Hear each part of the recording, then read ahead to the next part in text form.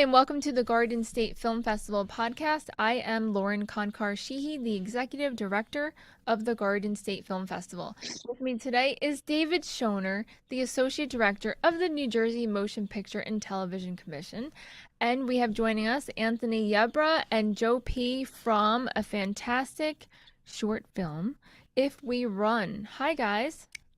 Hello. Hey, what's going on? Hello, everybody. Oh my gosh, so I'm terrified of you, and I want to know more about how did you come up with this idea, but also it's so cool, like the creepy TV and all of the old school things that you use as props and stuff in the film. The idea came from really just like boredom of music videos, because when you play music, you just have to make music videos, which actually seems to be kind of dying out slowly. But regardless of that, I mean, like, we just kind of hit a point where we were like, what if we do something different, and took all the money from 4 or 5 music videos and put it into one movie type thing. And Tony's always had a big background in horror, and like, I just felt like horror is really the only genre you could pull off like some kind of rock and roll thing with, you could do that with like a sad movie or a drama, not really. So it just kind of fit, and the time of year was lining up and everything, so it was like, all right, let's give this a shot. And then the props and stuff that you're talking about were kind of just, we have so much stuff like from music videos that it was kind of like our heaven of like, we can use all of our stuff now in one thing, so that was basically just all we have. We now have to like get new stuff because everyone's seen kind of every prop we own. That's so cool. I love how you superimposed the video of you over the TV, and with the glow, it looks really beautiful. Oh yeah. They killed that from Our friends over team. in Macedonia did that. They're the visual effects people that the Atlantic crew works with. They're really awesome. 351 Studios. One of the things I wanted to say is when I first saw it, and not that I was doubting it, but when I looked at it, I kept on saying to myself, wow, this is really well done. You've captured that horror thing and that horror angle, that horror genre, but you layered in the music into it as well. And I'm going to say it again, guys, this is something people have to see because it's really well done. Oh, thank you. So much. Thank you. Nice. And where did you shoot, like the the gas station and all that? Where did you guys? Is that all in New Jersey? Yeah. So yeah. We shot pretty much everything in Jackson, New Jersey. I grew up in Jackson. I have a ton of friends who still live out there. So like we were able to pull a ton of resources from friends and family. The gas station, the main house was all provided by our friend James Black. He lives at that house. That gas station is his welding shop that his parents own. We just kind of like converted it with props of like a gas pump and a ton of different things that we made a couple phone calls to friends, and our friends' fathers had stuff lying around in their garage, and it was just a lot of, can you bring this here at this time, scrounging, trying to make sure everything was there, and it worked out. I That's love really that. cool. It looks amazing. I'm going to say it again. Thank Even you. the costumes, like I love each character and who they are, and you can see in their costume what they're going to be about. Yeah, thanks. Yeah, the coming up with the outfit stuff was actually really, I don't know, it was funny because it's one of those things, like for me especially, because I just come from a music world, all that stuff was like brand new. So there's so much stuff that you always see in shows and movies and stuff that once it came to time to do it ourselves, like, what are we gonna have so and so wear? It was like, wow, because I've always just been a consumer of that stuff, I'm never thinking about it. I was going to say it's all the details, and one of the things I wanted to ask you when we start talking about details, because I think that's a great segue into this, Joe, is the songs that you picked. I mean, obviously, this is kudos to Anthony, Tony. Where it's well planned, it's well thought out, and I imagine that the songs that you picked were part of that process. Yeah, especially the order of them, I would say. There were certain ones that was just like, oh, let's do this song, and we'd listen to it, and it would be like, oh, it's just like too emotional or too serious or too not slow, but just like it's not going to fit any scene, because the whole time what you're doing is kind of scoring at the same time. That's the difference. Is like a music video is a music video, and usually you write the treatment of the music video around the song. Like that's the whole thing, is you put the song on a loop and you sit there until something jumps out based on what you're hearing. Whereas this was more like, we need to insert this music the way you would a score over something that you have already written and shot. But it's a song, it's a full out, it's not strings creeping in and creeping out. So yeah, it was more just kind of like, and then also picking the location per song was important, where it's like, oh, this song fits the gas station dirty, like crazy, rusty vibe, and this one's a little more like a inside of the house at night, so it was, we kind of just had to pick 4 songs that fit like that. Yeah. That's interesting. So moving forward, do you think now with this experience that when it's time to make your next music video, do you think you're going to close your eyes and feel the song differently and kind of have a idea of what maybe a music video will be for one of your next projects?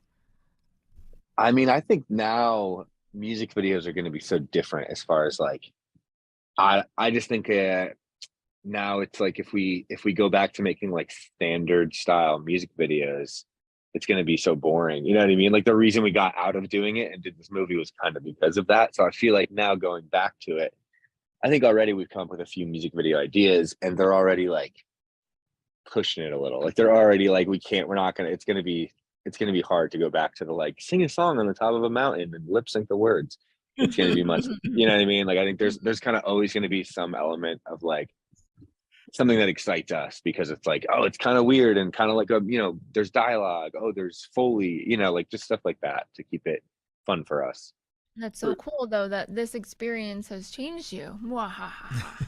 Yeah, I mean, I think we're always, trying to figure out a new way to just approach like coming up with a video, like especially since this, it's like, how do you do something that's like interesting, or come up with a new set of rules that like, you can stick to, or write your idea in and kind of like bend the format a little bit. So for me, what I loved about it, and also I think this is a bigger picture, is that also you want to engage your audience, and you want something, and there's a lot of content out there, and like you said, you could be on a mountaintop singing some video lip syncing, but I think it's about engaging your audience, and I think this film really does, you guys engage the audience. It is really well done. Because you're talking to the TV or to the screen going, oh, no, don't do that. Oh, it's him. Yeah. Yeah, and then, like, how are your curls so curly in the garage? Because it was 1,000,000,000 degrees, and That's it was what I just thought, like, yeah, that was horrible. That was a horrible day. Shoot days, yeah. It was like 98 degrees. We had to close up the doors because we're right on a main road. Yeah, that was brutal. Anthony, I wanted to ask you, what was your approach? I mean, obviously you're collaborating with Joe, and and we understand that any sort of production is a collaboration. But what was your mindset when you're going to direct this short film? What was going into that with your mindset?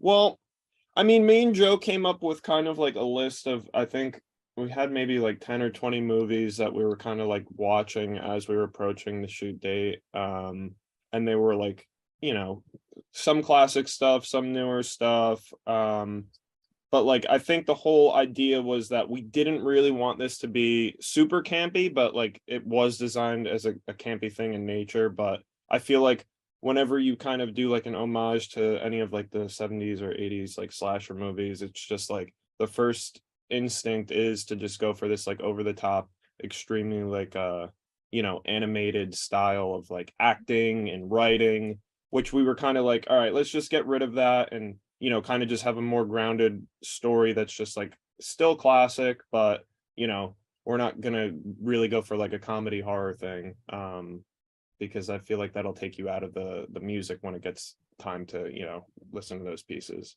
So we were just trying to toe the line with having it enjoyable and fun to watch without being super serious, but also still being fun at the same time and supporting the songs. That's cool. And how did the casting come to be? Like, did you know you wanted Michael Gandolfini, or did it just come organically? Well, so I knew. That's good. Yeah, go ahead. Oh, well, so I guess Joe and Michael had been talking for probably like a year before we started this. Joe could talk a little bit more about this, but Yeah, we were just like for like probably almost a full year, we were trying to figure out the best thing to have him be in because Michael was a fan of Joe's music. He reached out to Joe.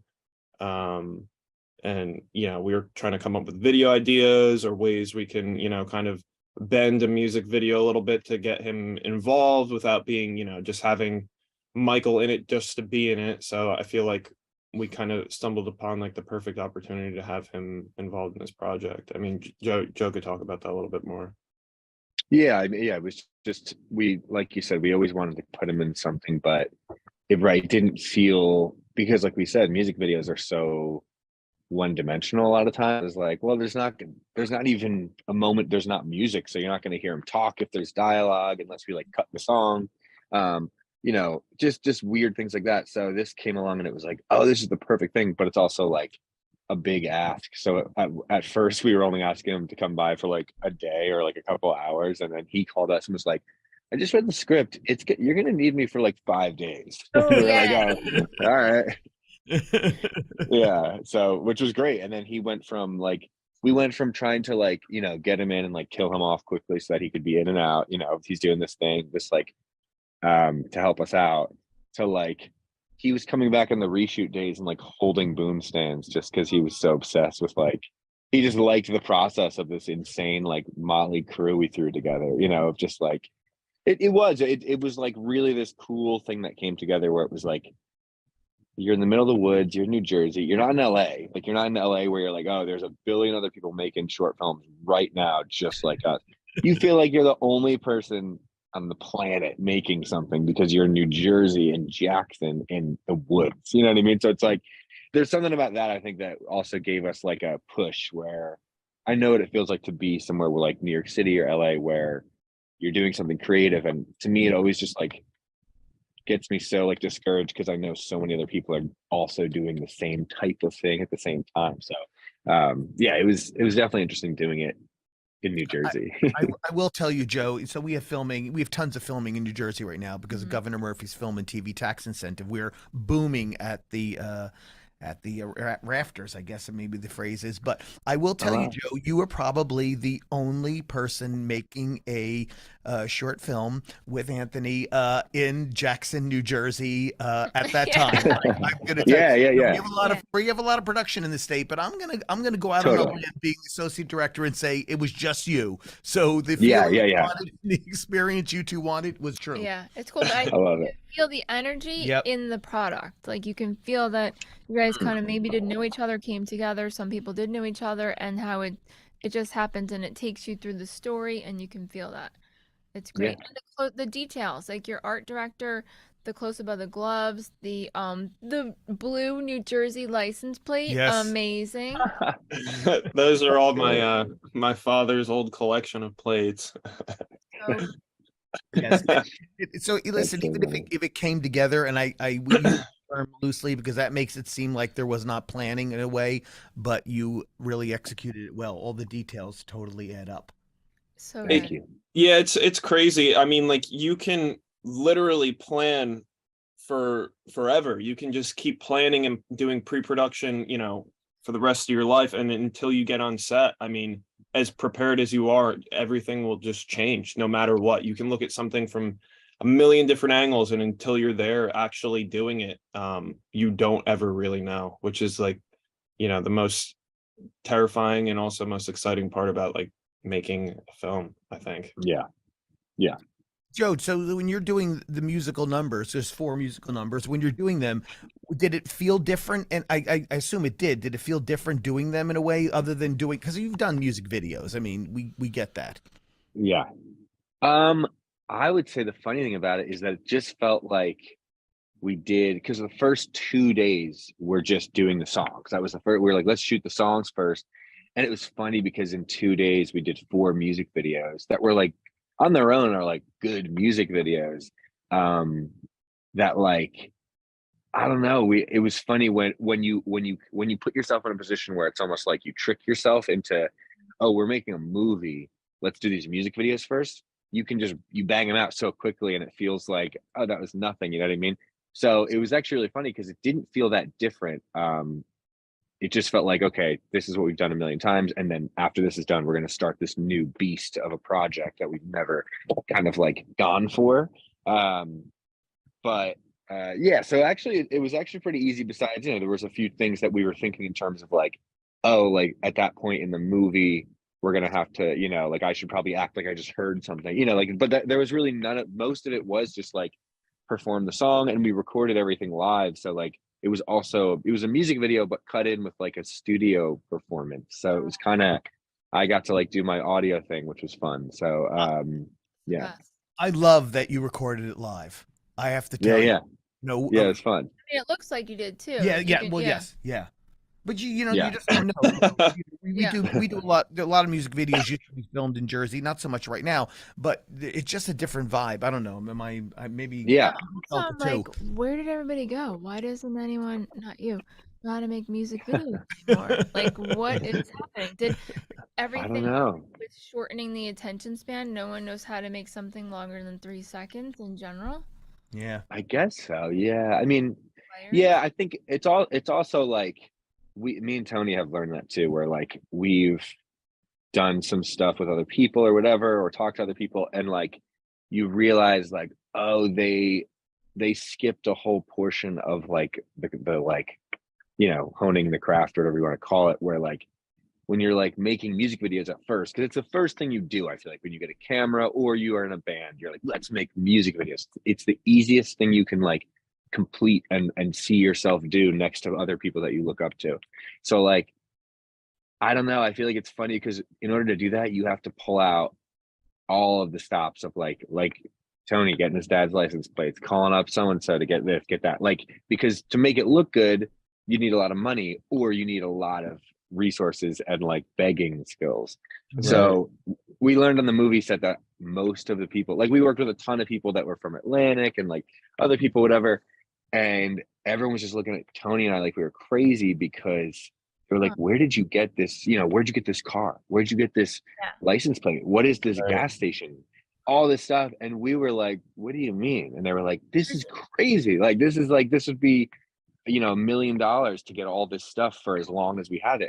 And I was like, oh no, this is just what we do. This is just all of our buildup, like we said, of like the props. Like this is buildup of like locations and relationships by like scrounging to get $100 music videos done. Now we put it all together in this one mega thing. And it's like, I just think also people don't want to do that stuff as much anymore, where it's like, if you make a short form thing, like you only need to get one location for like 15 seconds, as opposed to like, we need it for 2 days and we need to suck up all of the power, if that's okay. You know what I mean? Like, it's just so different. And we'll For feed sure. you. And you'll have a great time. Yes. Yeah. Yeah, and it also it comes down to like, I mean, like just being able to stretch the dollar. I mean, like like we're just so used to like, all right, we ran out of money. Now, we got to hop on Facebook Marketplace or make a couple phone calls and just like be able to secure props, locations, cars. It is way easier to just go through and be like, all right, I want to rent this, and just make the phone call and have it show up on the date. But when you do run out of money, you can really stretch the dollar and make the production value go up if you have those resources. And I feel like over the years, that's like something that we've just like accumulated. We have this long black book of people we can call who are, a guy who has old cars. We have a guy who has old TVs. So Nice. having those resources is just nice to have. Yeah, we have a Sorry. we have a knack for running out of money, but not ideas. Yeah. which causes you to become very creative and very I good was gonna at. say you're a true creative, because that's really what it's about in so many ways, isn't it? I mean, It's carrying that out. hardcore, and you're a homegrown Garden State Yes. Film Festival. Homegrown. That's right. I love that. That's right. Yeah, it's so true. So I And think that's also a New Jersey thing. Like again, like being from somewhere like that, like being like, I was just in LA for 10 days and I was just driving around. I've never been there for that long. So I got to drive around and I was like, oh, this is so, you guys get sunshine every day. You have perfect lighting every day. Like you have perfect weather as far as the temperature every day. You have amazing scenery to use, buildings, like you could go anywhere. And like, you know, like when you're in New Jersey, it's like you don't have that. Like one week you could plan something for a month and you finally get permission from this guy's uncle to use this like runway at his like personal airport or whatever. And it's like, oh my God, this is perfect. And then it rains that day, and now and the guy's like, well, I'm gone for a month, so now you can't shoot. And it's like that is such that causes you, I think, to be such a different type of worker, I guess you could call it, because it is very like you are so you see every crack that something could slip through, and you just get really good at being like, this can't happen, so let's make sure, you know, we cover everything up. Whereas I think in like in LA or even New York, where like, you know, there's just so much built in to work with and resources just around every corner, it's like you can kind of take it a little more for granted. So I think anything we've ever gotten, we're so like, and then, you know, it goes in the book of like, never forget this, because this is going to help us like for that thing that we're doing in 2 years, you know, like it's just so much stuff. Now we know how MacGyver did so many things with just a pen. That's right. You have no choice. No choice. The exciting part is obviously is you guys are homegrown, and the exciting part is New Jersey. I think it's a big component of us. And Garden State Film Festival, while we host filmmakers all around the globe, all over the globe, you know, we do we always recognize and want to point out anyone that is homegrown, because it is a big component of what we do. Yes, and if you're wondering, when can you see this? Saturday, March 25th, 2023 at the Asbury Lane, which is a super cool venue. Joe P, if you haven't performed there yet, then you have to get on there. I have, yeah, it's great. It's great. Yeah, we've played there. Do you remember it's awesome. The old lanes? Yes, the old one is the old one was really cool. Yeah. Cool. Yeah. They're both beautiful. So we have a horror short block. We have many horror films. People sometimes don't think we play horror, but this is a whole block of films in the Asbury Lanes. It's called AL5 is the film block, and you can watch a whole bunch of films. If you're, you know, going to cover your eyes, you can do that and then keep watching. And we're super excited. Let me just find out the time, because it's in military time and I don't want to say that. Ooh. Okay. Yes. Saturday, I can't do math and talk. So 6 p.m. to 8 p.m. AL5, and we have a bunch of short films. There's so many great ones in there. Glass Eyes, Gnomes, Escalation, and If We Run is in that film block. So you can get a Saturday day pass if you want to, or you can buy just one ticket to get to that one film block. You can go to gsff.org for more information. If you have any questions, please email us at info@gsff.org. So what did you learn from making this music video that you think you'll take with you forever? Yes. For me, I would say things in like when you're doing real, like not music videos, but more so like production, like, you know, narrative, anything like that. Time is the most valuable thing in the entire world. Like, you just do it as much as you can to give yourself as much time as you can by buying your own gear so you don't have to rent it, or, you know, borrow the least amount that you can so that you don't have to worry about getting it back to someone, you know, just everything like that. And even when you think you have enough time, you probably really, really don't. So yeah, that was my biggest lesson. I don't know about you, Tony. What do you think? I'm gonna mirror that and say time is literally the most important thing that you can have when making a film. I'd also say do as much pre-production as possible. That's something I really you know, I do like. I think it's really super important to just, you know, think of everything that you can, like I was saying earlier, because once you show up on set, everything's going to completely change. And at least if you have that plan in the background or in the back of your mind, you can stick to something when things go terribly wrong. Yeah, but I'd pretty much say, yeah, if you can figure out a way to just give yourself more time on set, you're gonna, you know, thank yourself a lot later on in the process. Nice. Oh, and what advice do you have for any young up and coming filmmakers or musicians that are thinking of getting into this industry? Stay away. No, I don't think that I can give advice, because I'm still trying to learn and take advice from people. but I can we're say, taking. yeah, I Dude. can say that if you are the smartest person in the room, you are in the wrong room, and you should just keep surrounding yourself with people Wow, that who know more and can help you grow and learn. that is powerful. That's going to be the takeaway. No, Love it. seriously, that is going to be the Great. takeaway. If you're the smartest person in the room, you're in the wrong room. I love that. Yeah. I'm stealing Yeah. that. It's gone. I do want to say this horror block, because we do this horror block is a fantastic horror block. It's good. I've seen all the movies in the block. You guys end the block. It is going to Oh, cool. people are you love horror. You're in the right block. It's a great. Awesome. All these films are going to be great, and actually one of them is going to be turned into a feature. Oh yeah, so Gnomes has distribution with Sony. They got picked up to make the short into a feature. That's amazing. Oh, that's amazing. It's so good. Yeah, That's so great. that's why we say this is a great block. You know, we're excited about it. Yeah. That's awesome. Amazing. That's great. Yes. I mean, at the Garden State Film Festival, so many new gigs are booked and deals are made, and you really want to get to that Thursday night Meet the Filmmaker. It's more low key. You can hang out. There's a cocktail hour. Then we play about an hour's worth of trailers, and we kind of just allow you time to make new friends. And then you can do that again on Saturday at the happy hour between 5 and 5:45 at the Berkeley Hotel. You know, everyone wants to talk. We don't play loud, crazy music because they really just want to talk.